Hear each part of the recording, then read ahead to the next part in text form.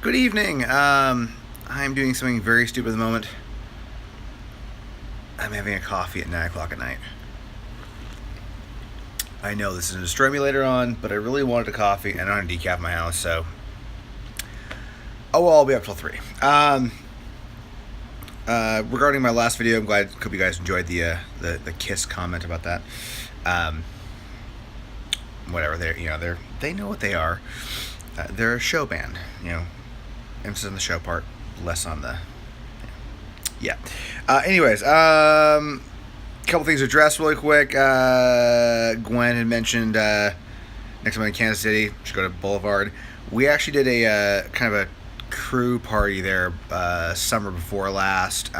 Did the full tour of the brewery, and then went to the tasting room. Boulevard Brewery, fantastic. For the longest time, I've been a real West Coast beer snob. Sorry, my phone's shaking a bit here. Should be a little more stable with this.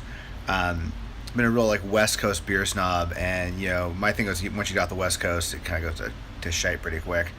For the most part, a lot of cities are getting better, but there have been some hidden gems along the way that I've ignored. One of which is Boulevard Brewery, fantastic beer. In fact, there's a sort of running thing with a few members of our camp of which is the better beer if you really want to kick your night off well, which is either a Tank 7 or a Little Something Something by Lagunitas. Both those will do you right really quick and very, very tasty. I don't know if I actually had the Bully Porter Stout when I was there. I did have their stout. It was pretty rockin'. I can't remember which one it was, though. I think it was like a limited edition. But overall, great place to go if you're in Kansas City. If you haven't stopped there before, brewery tour. And also just if you ever see Boulevard Brewery beer anywhere, try it out. It's awesome. Andy, one of my regular commenters, thanks buddy, had mentioned the Joe video yesterday. Joe did an interview on Facebook Live and hinted at our schedule next year and a few things, and mentioned something special in the UK. Two things. One, if I knew anything, I really couldn't tell you guys because, I'd be probably fired. Two, I also don't really know anything about the UK next year. I do know that we're on a tour, and I have a rough idea of our schedule.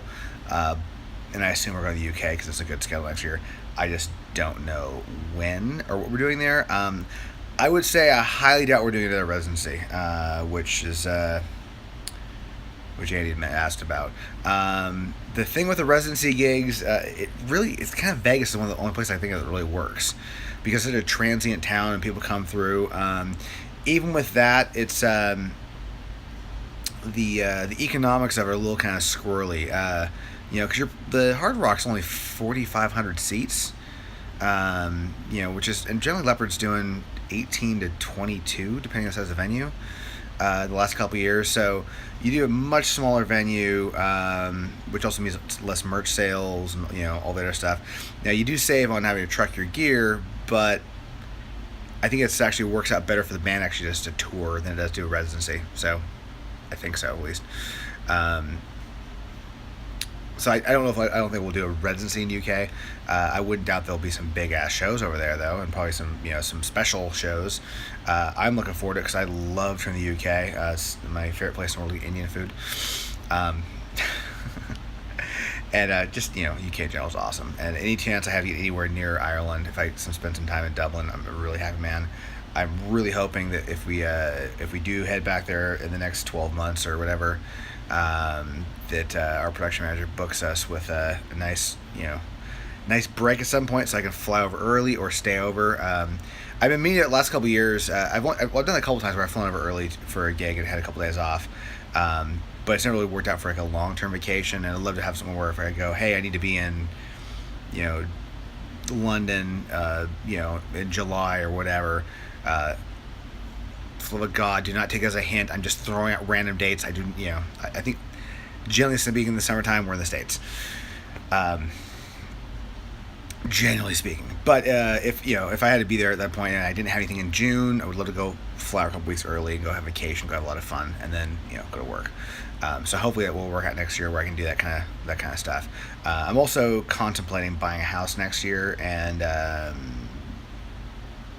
want to see maybe I'm still figuring out where I want to live actually, but I think I might actually have a production manager fly me out on the breaks rather than go home, like fly me to whatever city that I want to check out.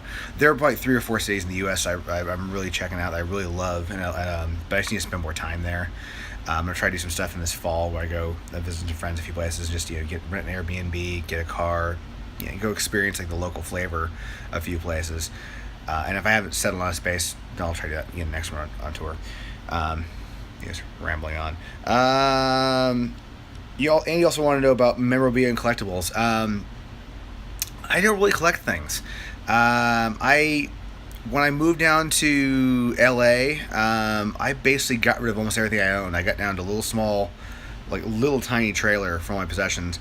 Got rid of passes. I just don't keep knickknacks. I think I probably have, I got a little tiki statue that's actually an incense holder I got when I was in Hawaii 10 years ago, and that was kind of it's kind of cool one from memory. But I don't really keep things. For me, it's photos and my memories, really. I've just never been that kind of person who wants to just keep stuff. So I don't really have a lot of memorabilia. I mean, just kind of way it is. I don't buy knickknacks when I'm on tour. I don't buy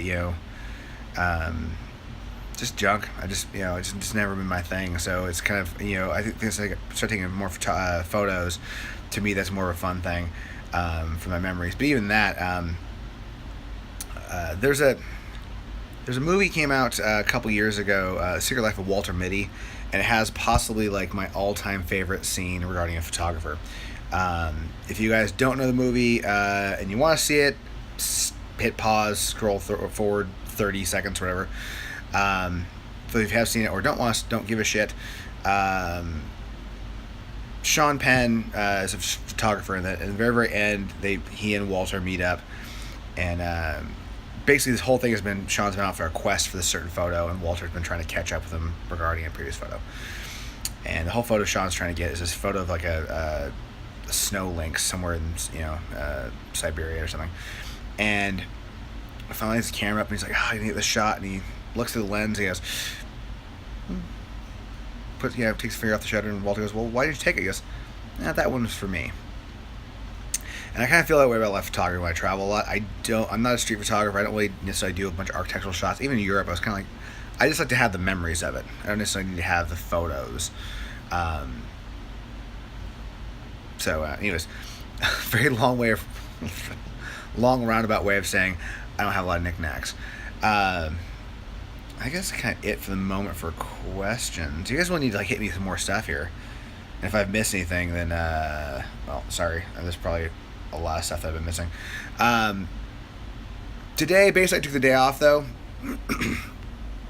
The last couple of days just really, really kicked my ass, as you guys have probably heard. And I just wanted to just chill the heck out. Ran a few errands, but for the most part, just kind of hung out at home and caught up on a few emails and a few other things. Probably do kind of somewhat similar to the same tomorrow. I may have a shoot in the afternoon, but we'll see. I'm waiting to hear back on scheduling regarding that. And then next week, I'm going to be diving into some B-Rig stuff and a few other things. Had a good chat with Rick today, and probably going to hang out with him for a little bit next week as well. Just to run over a few bits and bobs for this upcoming run and seeing what we're doing for next year and getting a handle on things and getting a jump on things. And that's all you guys are going to get out of me of next year is the fact that we have it next year. But, Joe already left the cat in the bag on that one, so I'm kind of in the clear. I think that's be it for today, though, because I'm going to finish my coffee before it gets cold and maybe watch a movie or something. Speaking of movies, just watched the black and white edition of Mad Max Fury Road. I think it's Hell and Chrome, I believe is what it's called, or Black and Chrome. If you guys ever have a chance to watch that version, it is so good. I wish more filmmakers would do black and white. It's the most... that movie looked spectacular on its own, but in black and white, it's unbelievable. It's super inspiring. Makes me want to shoot more black and white video and also just stills in general. looks so good. Speaking of which, I'm actually going to do some black and white editing because I have my laptop here and some files open. So I'll do that maybe while I'm watching a movie. And with that, I'm going to end about 10 minutes here. I shall see you guys tomorrow. Hope you guys have a great day, evening, or afternoon, or whatever, wherever you're at. And I'll hit the questions, likes, or whatever. Hit the channel up, and I'll see you guys tomorrow.